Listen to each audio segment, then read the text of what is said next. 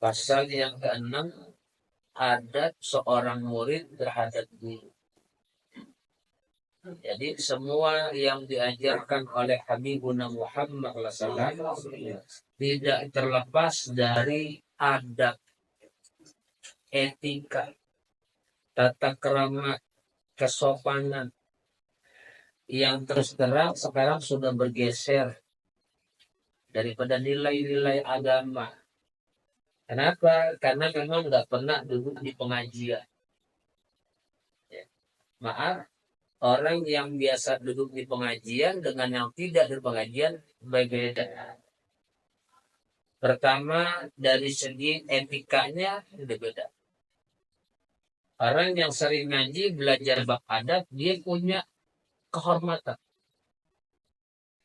Dia bisa menempatkan menghormati yang lebih tua, menyayangi yang muda, atau dengan yang sebaya. Tapi berbeda orang yang nggak pernah duduk di pengajian, atau jarang duduk di pengajian. Apalagi yang sudah merasa cukup ilmunya. Padahal kita ini masih zong. Apa zong? Masih kosong. Udah nih paham. Masih kosong. Ya, belum ada apa-apanya kita. Baru menang casing doang. Apa casing itu? Bungkus, kemasan. Dalamnya mah kosong. Nah, ini. Apalagi. Sebab di saat orang tadi nggak punya kehormatan, maka di saat itulah jatuh dia punya kedudukan. Dalam kitab Ta'limul Muta'allim itu disebutkan ma saqata man saqat illa bitarkil hurmah wa ta'zim. Tidak ada orang yang gugur dari pangkatnya, dari kedudukannya, kecuali dia gugur karena dia tidak punya kehormatan. Lihatlah bagaimana itu setan dikeluarkan dari surga. Apakah setan bukan orang yang taat sama Allah? Oh, orang ahli ibadah setan. Jangan dikira setan itu orang kata ibadah. Ahli ibadah. Lebih hebat dia dari kita ibadahnya. Duluan dia ibadah sama Allah ketimbang kita. Cuman satu penyakit dia tuh. Yang dia ketika itu terjerambak ke dalam kenistaan dan dienyahkan dari surga Allah. Karena gak hormat sama Nabi Adam. Cuman satu doang. Dia kagak hormat sama Nabi Adam. Karena dia merasa gue duluan lahirnya dari Nabi Adam. Begitu bahasa. Gue dong yang mesti dihormatin. Masa gue mesti hormatin Nabi Adam yang baru anak kemarin muncul. Sebab itu doang dia dikeluarkan dari surganya Allah Ta'ala. Na'udzubillah. Itu yang udah ratusan tahun ibadah sama Allah. Cuma lantaran itu. Dia takabur. Merasa sudah berilmu. Merasa sudah banyak ibadahnya. Merasa sudah dekat sama Allah. Padahal sebenarnya dia jauh dari Allah. Na'udzubillah. Nah ini. Nah, makanya lewat media pengajian ini dengan harapan Allah buka hati kita. Supaya kita tahu jati diri kita, siapa kita. Kalau Nabi Adam alaihissalatu wassalam, ya, yang iblis yang asalnya dia tadi jadi penasehat malaikat, dikeluarkan dari surga gara-gara nggak hormat sama Nabi Adam alaihissalam. Bagaimana kita yang belum masuk surga? Jadi kita udah masuk surga belum? Belum. Mudah-mudahan kita jadi dari surga semua. Dan etika ini sudah ada dari masa junjungan kita Nabi Muhammad sallallahu alaihi wasallam. Bahkan beliau menyatakan dalam salah satu hadisnya, innama bu'istu liutammima makarimat akhlaq.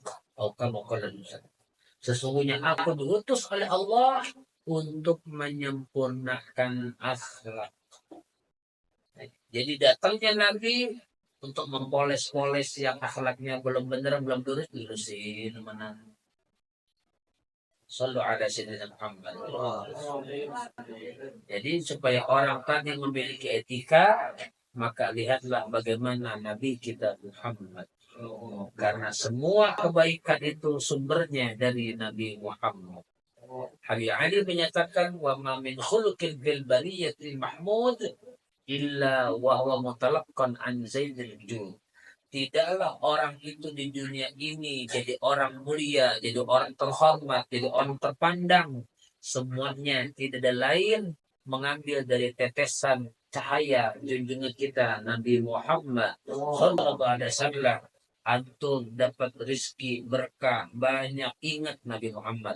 Antum dikasih sehat sama Allah, ingat Nabi Muhammad. Antum dikasih kemudahan dalam lapangan pekerjaan, ingat kepada Nabi Muhammad. Sehingga semuanya itu karena apa? Sumbernya dari Nabi Muhammad.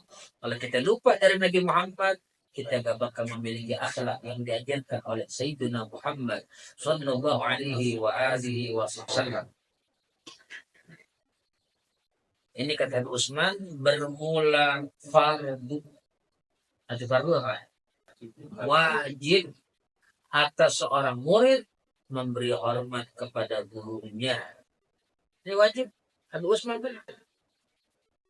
Di masa cucu Nabi kita Muhammad SAW, di mana seorang cucu Nabi belajar kepada seorang sahabat.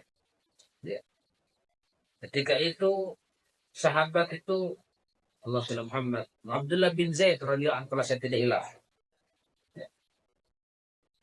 Sepupu Nabi namanya Abdullah bin Abbas radhiyallahu anhu berguru kepada Abdullah bin Zaid radhiyallahu anhu.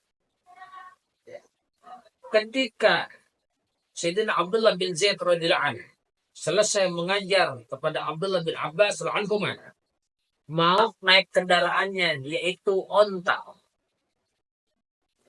Kan zaman dulu kagak ada bil. Zaman Nabi ada gak bil? Yamaha, Honda kagak ada. Nmax ada gak? Kagak ada. Onta sama kuda adanya, sama keledai. Nah itu tunggangannya itu, transportasinya di masa zaman Nabi. Ketika sang guru tadi Abdullah bin Zaid radhiyallahu ingin naik ke ontaknya setelah ngajar Abdullah bin Abbas rahimahullah, lihat etika yang diajarkan oleh Nabi kita Muhammad. Ontak itu disuruh Abdullah bin Abbas radhiyallahu supaya turun, supaya gurunya bisa naik. Ketika sudah dekat dengan onta, Abdullah bin Abbas radhiyallahu mengulurkan tangannya. Apa kata beliau? Ya Sayyidi, wahai guru. Abdullah bin Zaid radhiyallahu, injaklah kaki tanganku ini supaya engkau mudah naik ke kendaraan. Lihat, keluarga Nabi, akhlaknya luar biasa. Julurkan tangannya, injak tangan, supaya engkau bisa naik dari tanganku naik ke ontamu. Abdullah bin Zaid seorang guru punya etika sama keturunan Nabi, sama keluarga Nabi. Bilang enggak, saya enggak mau. Antum keluarga Rasulullah, saya orang lain, tidak layak kau berbuat seperti ini. Apa kata Ibn Abbas radhiyallahu, beginilah Rasulullah mengajarkan aku untuk menghormati guru yang mengajarnya. Lihat, sallu ala sayyidina Muhammad. Akhirnya Abdullah bin Zaid radhiyallahu berjalan untuk menuju ontaknya. Dengan sangat terpaksa dia menginjak tangan Abdullah bin Abbas radhiyallahu. Sebelum diinjak tangannya, diambil tangannya Abdullah bin Zaid, dicium tangannya oleh Abdullah bin Zaid. Tangannya siapa? Abdullah bin Abbas. Kata Abdullah bin Abbas, kenapa kau lakukan demikian? Engkau kan guruku, aku muridmu. Kata Abdullah bin Zaid, beginilah Rasulullah mengajarkan kita untuk menghormati keluarga. Lihat, akhlak, etika. Yang ini sekarang udah mulai luntur di tengah masyarakat muslim. Gak pakai etika, yang penting gue punya duit. Iya. Yang penting gue punya duit biar dihormatin orang. Kasih aja orang duit, diam semuanya. Mau gue bener mau kagak belakangan. Tapi beda dengan ajaran Habibuna Muhammad sallallahu alaihi wasallam. Sebab Nabi kampanyenya bukan pakai duit, tapi pakai etika. Innama bu'ithtu liutammima makarim akhlak. Aku diutus oleh Allah untuk menyempurnakan akhlak. Dan akhlak menunjukkan keberadaan ilmu. Nabi yang menyatakan dalam hadis, man la adabala la ilma lah. Orang yang nggak punya etika, itu tandanya orang tidak punya ilmu. Tapi kalau orang punya ilmu, dia pasti punya etika. Dia punya tata krama, dia punya kesopanan. Itu orang berilmu. Nabi yang bilang dalam hadis. Jelas ya? So, dan bagaimana coba Abdullah bin Abbas dan Abdullah bin Zaid, masing-masing saling menghormati. Yang satu menghormati karena ini gurunya, yang satu menghormati karena yang satu keturunan Nabi, keluarga Nabi dihormati. Dari dulu tuh etika sudah diajarkan. Cuman karena kita maaf nggak dapat asupan seperti itu, sehingga kita nggak tahu. Padahal kalau kita makin menggali ilmu agama, wah, akan banyak dapat keberkahan dari Allah Subhanahu wa taala dan dapat ilmu insya Allah. Amin ya Allah. Kita lanjut. Sekalipun ajarannya dengan upah, sekalipun si guru tadi ya ngajarnya kita, maaf dia dihadiahin. Wah, ini kan bahasa beliau upah. Maksudnya itu beliau mengingatkan nama kita kasih hadiah. Maaf kalau upah kan kesannya kan orang kerja. Hah? Kasar ya. Ini kan bahasa Betawi dulu yang dipakai gitu kan. Waktu tujuan beliau itu sekalipun ini guru ngajarinnya pakai apa dikasih hadiah. Bahasa orang sekarang bisyarah, mukafaah. Sekalipun hormatin dia. Jangan bertanya, guru kan ente ane bayar. Ini kejadian. Saya pernah berargumentasi dengan pengurus masjid. Yang ketika itu, ya kita diuji dengan penyakit mas corona.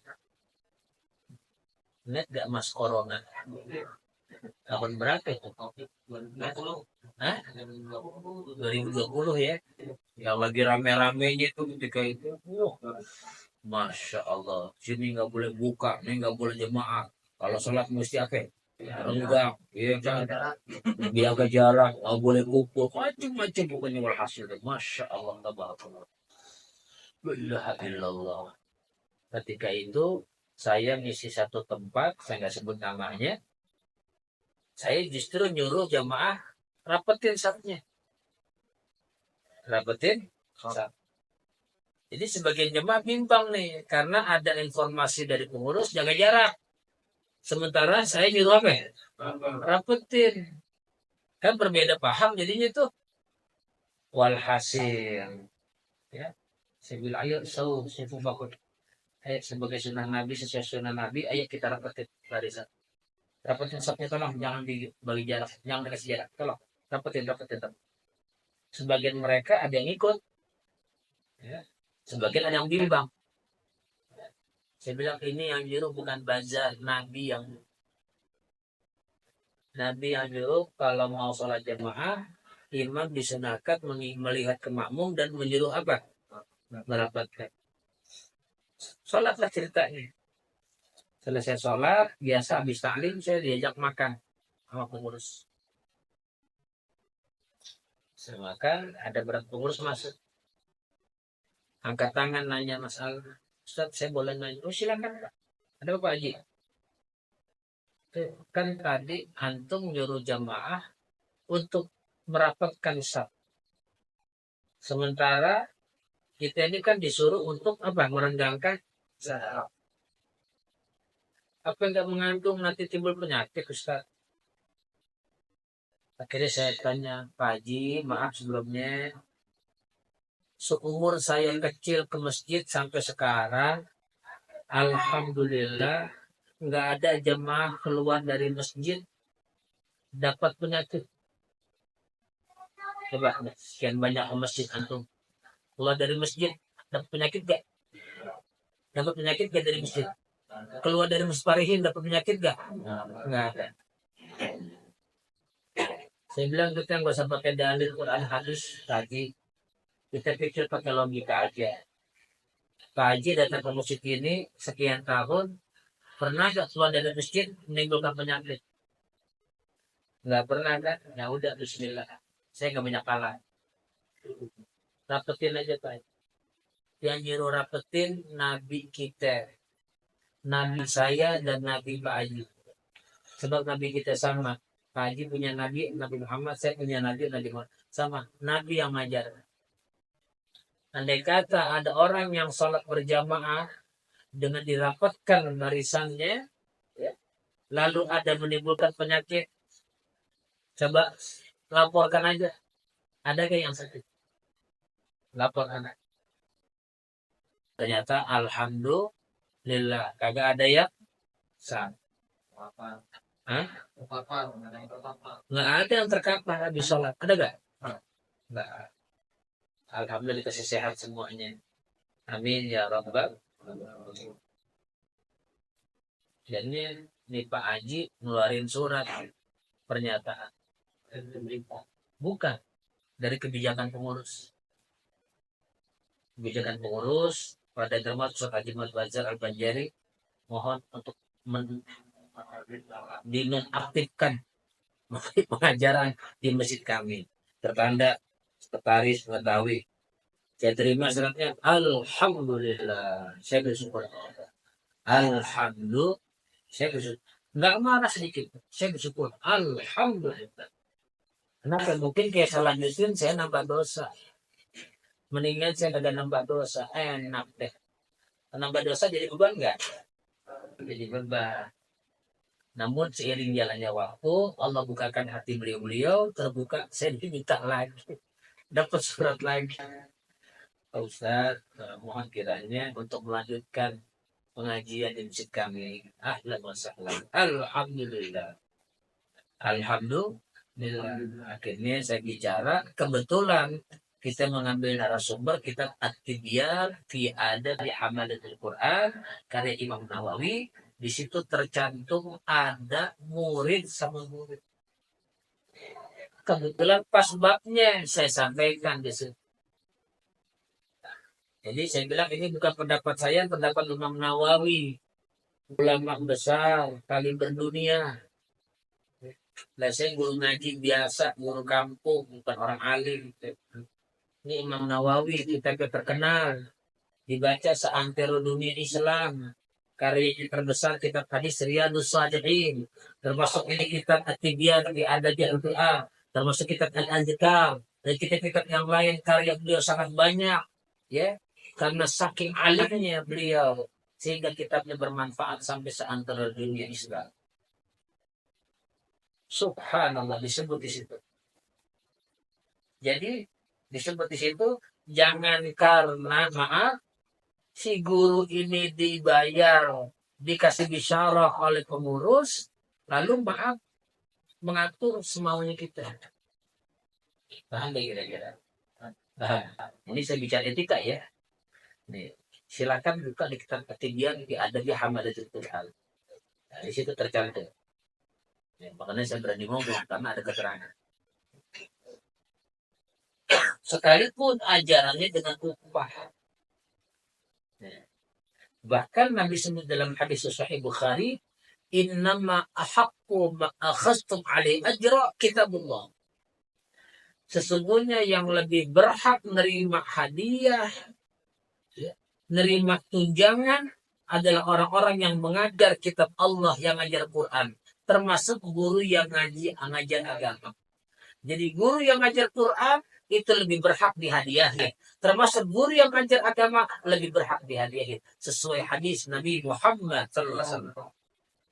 Jelas. Jelas tuh. Paham tuh. Apa?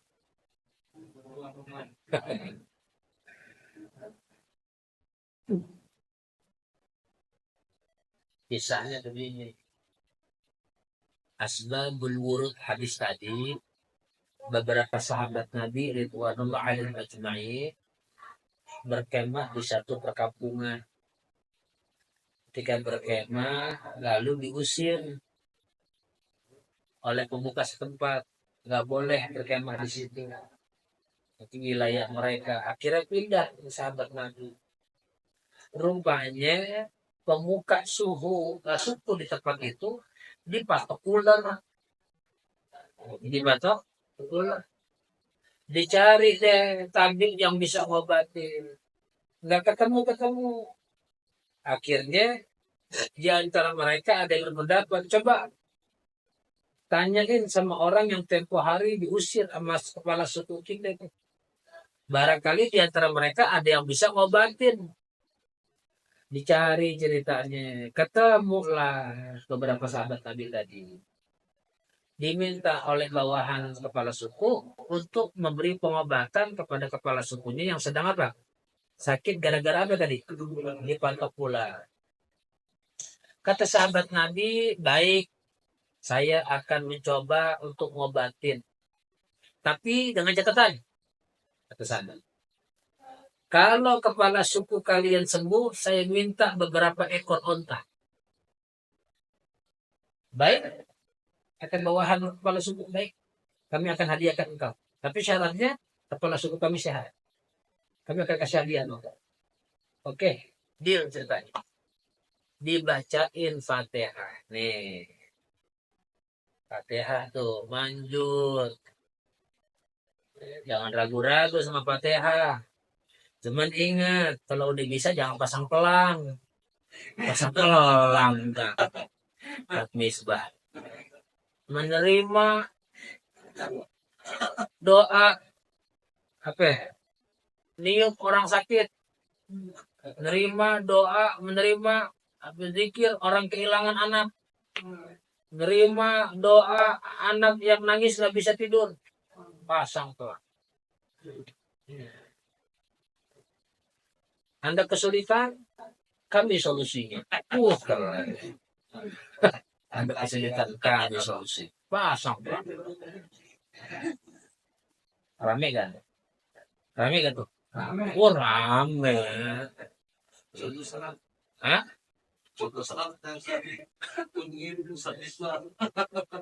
Kontak person. Pusat misbah. Sekretaris imam. Haji. Pakai sekretaris. Masya Allah. Jadi akhirnya dibacakan Fatihah oleh sahabat tadi. Ditiupkan ke air. Disuruh minum kepala suku. Atas izin Allah, keberkahan surat Fatihah, sembuh kepala suku. Tadi kan sudah janji. Kalau kepala sukunya sehat, dihadiahkan onta. Ceritanya sesuai janji, dikasih onta deh sebagai hadiah tadi. Ya, ibaratnya sebagai tanda terima kasih, kepala sukunya sehat, wasilah didoain, kasih onta beberapa ekor onta. Rupanya seekor onta mau disembelih sama seorang sahabat. Kata sahabat yang lain, jangan dulu, kita tanya dulu sama Rasulullah, boleh gak kita makan nih onta hasil hadiah tadi? Tuh. Paham tuh? Paham ya? Datang mereka ke Madinah, nyanyi Nabi, kata Nabi, saya boleh gak minta satu ekor ontanya? Gitu. Paham tuh? Artinya, dari sebab kejadian ini, Nabi menyampaikan hadis innama ahaqqu ba'akhadhu al-ajra kitabullah. Yang lebih berhak menerima hadiah adalah orang-orang yang mengajarkan kitab Allah atau guru-guru agama. Tadi sahabat dengan baca Fatihah, Al-Quran enggak? Al-Quran bukan? Al-Quran kasih minum kepada kepala suku dengan izin Allah sembuh, maka dapat hadiah dari kepala suku beberapa ekor daripada onta tadi diterima. Artinya apa? Halal penghadiahnya tadi. Boleh. Jelas ya? Jelas ya? Sekalipun pengajarannya dengan kasih hadiah tetap dihormatin. Jangan gara-gara Kiai, Habib, Ustaz, ente kan aneh bayar. Nah, jangan begitu. Apa aja? Jangan nyinggung. Nah, jangan nyinggung ya, ente kan aneh bayar. Jangan nyinggung aneh. Nah, nih. Nggak boleh. Itu namanya nggak menghormati. Sebab, kenapa kita mesti menghormatinya? Sebab segala kebaikan dunia akhirat yang anak murid dapat, sebabnya dari lantaran gurunya punya ajaran. Tuh. Nabi Usman yang bilang, kenapa kita mesti menghormati guru-guru kita? Karena kita dapat kebaikan, itu sebab ajaran guru-guru kita. Tanpa mereka, laula murabbi ma'arabtu rabbi. Kalau bukan karena pembimbing yang membimbing aku nggak kenal Tuhanku. Sebab pembimbing, aku jadi kenal Tuhan. Nih, makanya ada keterangan, Abdul Ifadah khairum min abil wiladah. Bapak yang memberikan faedah ilmu, itu lebih tinggi derajatnya dari bapak yang sebab kita terlahir ke dunia. Kenapa? Sebab bapak yang lahir ke dunia itu adalah mengangkat kita dari akhirat menuju dunia. Adapun guru kita yang ngajar agama mengangkat derajat kita dari dunia sampai akhirat. Jelas gak? Tahu tahlil dari siapa? Hah? Hah? Tahu baca maulid dari siapa? Tahu doanya dari siapa? Tahu kita punya bacaan salah benar bacaan Qurannya dari siapa? Nah, iya. Kalau nggak ada yang membenarkan, rasa-rasanya bacaan kita benar-benar terus. Iya. Udah khair aja, udah zen, kue, sebut. Ahsan. Tapi karena lantaran guru kita yang lebih tahu masalah tajwid, masalah tahsinul Quran, masalah makharij, kita diluruskan bacanya. Bukan begitu bacanya, harusnya begini. Jangan begitu bacanya, harusnya begini. Alhamdulillah. Ada yang meluruskan, ada yang ngasih tak. Alhamdulillah. Coba kalau nggak ada ngasih tahu, sepanjang umur bacaan kita salah. Rasa kita udah benar bacaannya. Padahal salah. Apalagi baca doa yang ada kaitannya diambil dari doa-doa Quran. Nah, yang harus ada panjang pendeknya, makharijul hurufnya, tajwidnya. Jelas tuh. Jadi semua kita dapat ajaran baik lantaran ajaran mereka. Makanya harus terima kasih.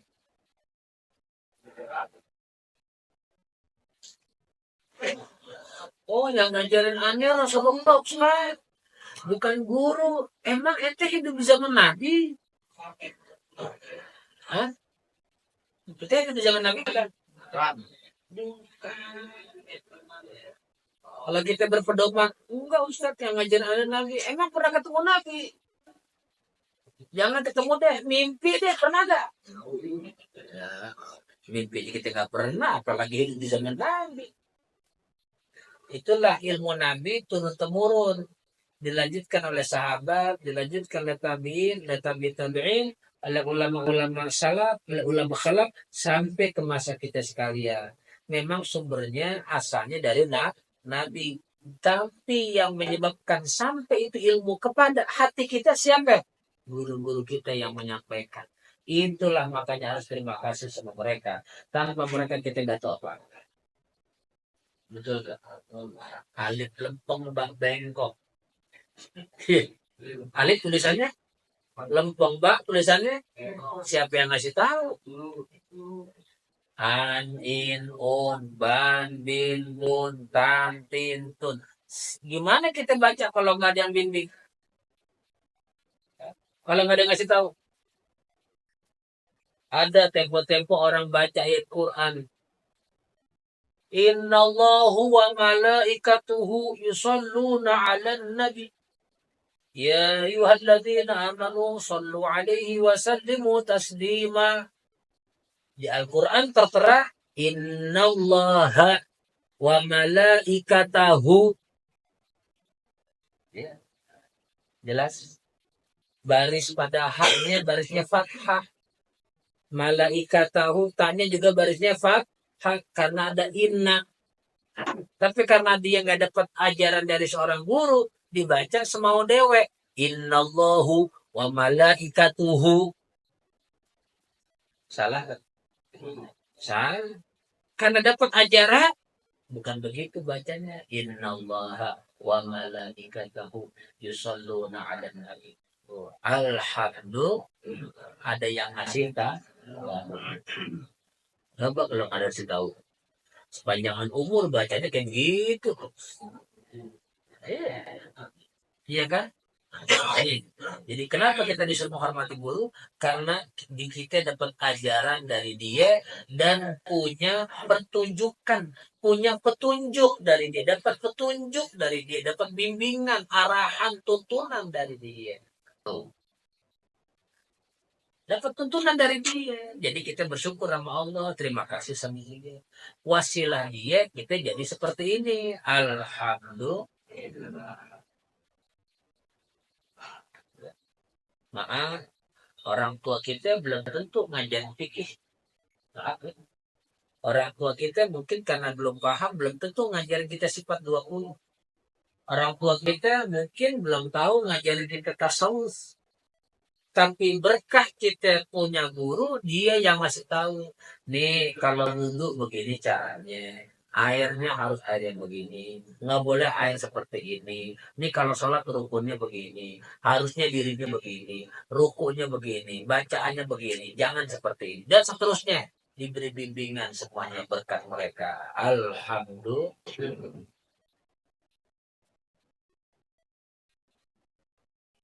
Jangan kayak Musa Samiri. Kenal gak Musa Samiri? Kenal gak? Kenal gak? Enggak. Sama. Cuman itu dihikayatkan dalam Al-Quran. Musa Samiri ini diajarin langsung oleh malaikat Jibril alaihissalam. Gak tanggung-tanggung gurunya. Malaikat Jibril. Tapi dia ini somse. Kata orang pisangan. Somse. Apa somse? Sombong sekali. Dia merasa lebih tinggi ilmunya dari Nabi Musa alaihissalatu wassalam.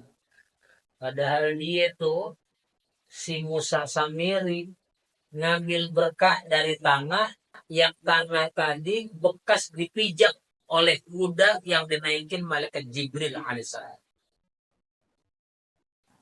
Lihat, tanah bekas pijakan kuda ngandung berkah. Siapa yang naik kudanya? Orang pisangan. Bukan. Karena yang naik kudanya malaikat Jibril, sehingga ngandung keberkahan. Isyarat itu. Kalau orang alim, benda yang ada nempel pada diri dia, itu jadi ada keberkahan karena dipakai sama dia. Kenapa jadi keberkahan? Karena dia orang ahli ibadah, ahli sholat, ahli sujud, ahli takwa sama Allah. Semua yang dekat sama dia jadi mengandung keberkahan. Contoh tadi, tanah diinjak oleh kuda yang pernah dinaikin kuda tadi oleh malaikat Jibril alaihissalatu wassalam, itu tanah jadi kasih berkah untuk Musa Samiri. Buktinya Musa Samiri masuk ke itu tanah ke dalam mulut sapi yang dibikin sama diciptakan sama dia, itu sapi bisa ngomong. Itu makanya di Quran ada surat namanya surat apa? Al-Baqarah.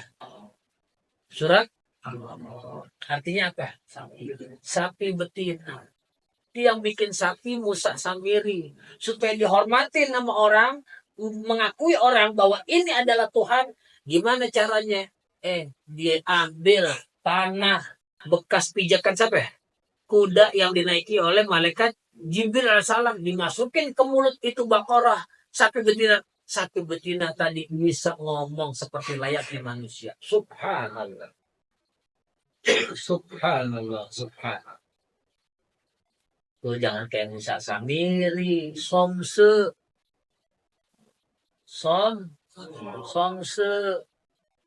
Nabi Musa lewat sama bala tentaranya, kaumnya, didoain sama dia supaya turun hujan. Kalau turun hujan deras, menyulitkan Nabi Musa alaihissalam dan kaumnya untuk lewat di Lautan Merah. Didoain sama dia turun hujan benar, karena memang dia orang yang ahli ibadah, tapi dimurka sama Allah. Kenapa? Karena dia gak terima kasih sama Nabi Musa alaihi salatu wassalam. Na'udzu.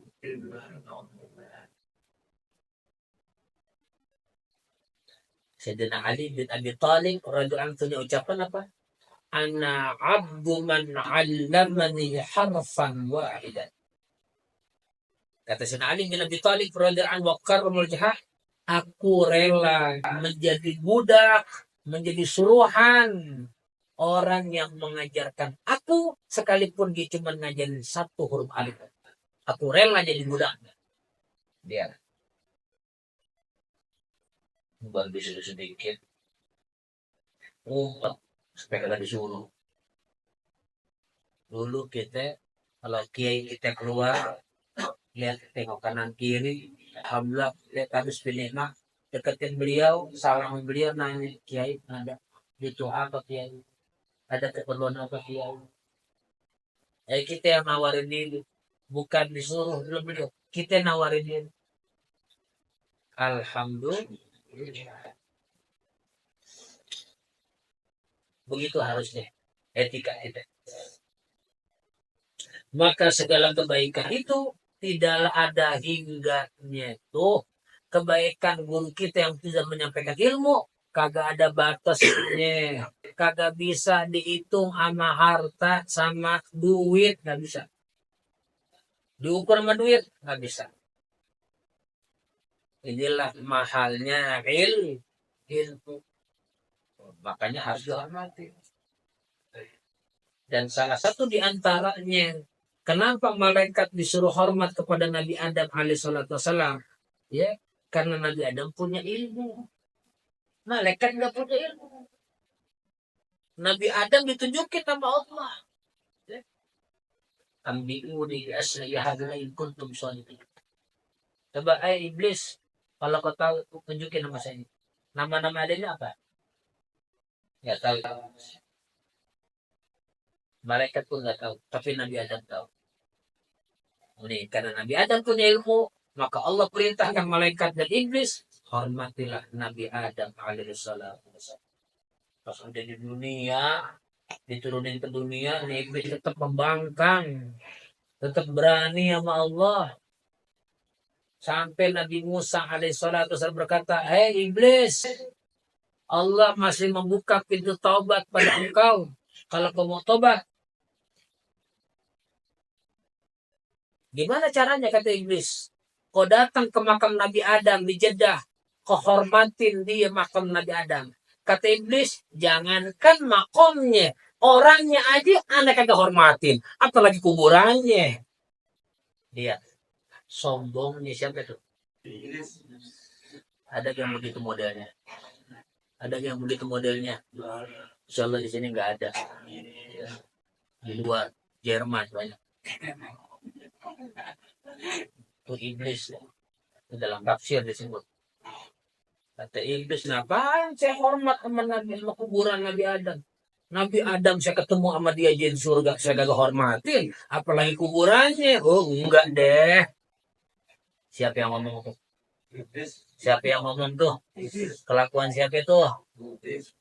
Jangan sampai kita kayak iblis. Alhamdulillah.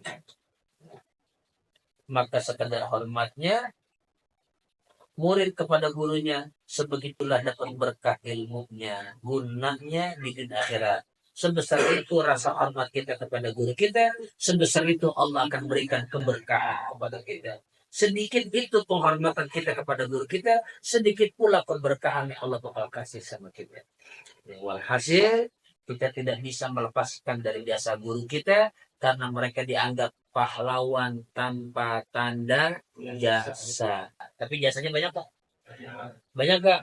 Banyak, saking banyaknya tidak terhingga sampai masuk dalam ukiran kata-kata indah, mutiara yang sangat indah, pahlawan tanpa tanda jasa. Masya Allah. Itulah predikat buat siapa? Buat guru. Adapun orang yang tidak hormat, tanggung dikit lagi ya. Tanggung dikit lagi. Adapun orang yang tidak hormat kepada gurunya, maka tidaklah dapat berkah ilmunya. Alhamdulillah nih. Gak mau menghormatin karena dianggap aneh sejajar sama dia.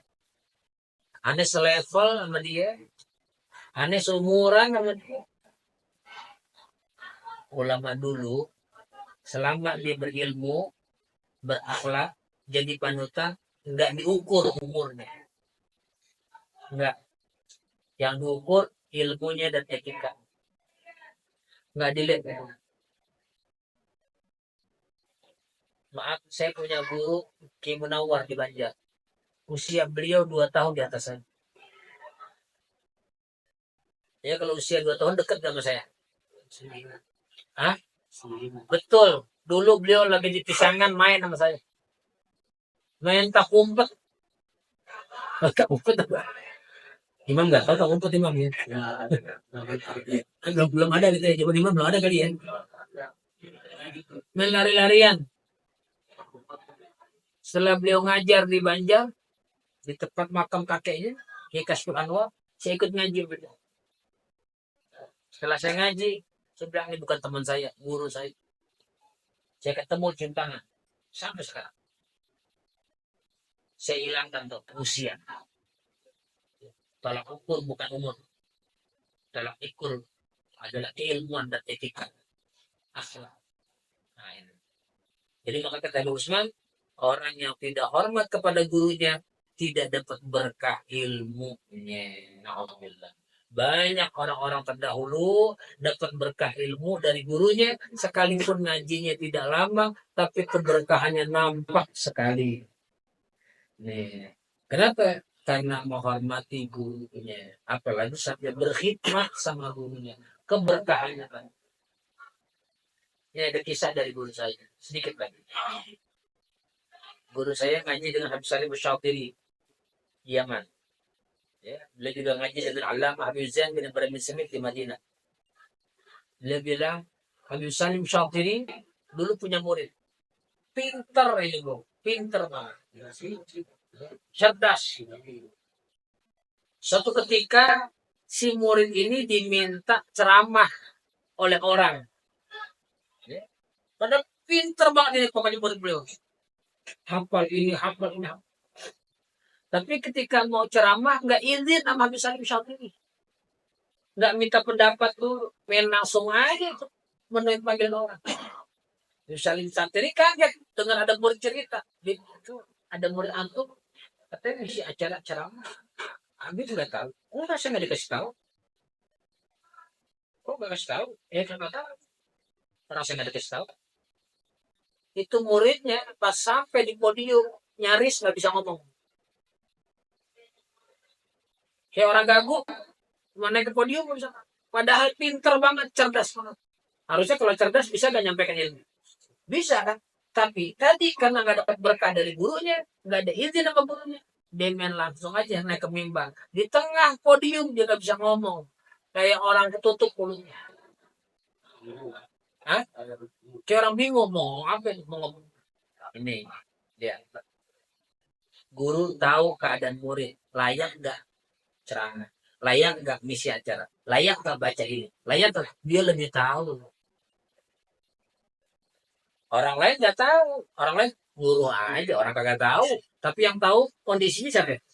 Gurunya. Kapasitas murid bisa dibaca oleh sang guru. Makanya gurunya itu yang memberikan izin atau tidak memberikan izin.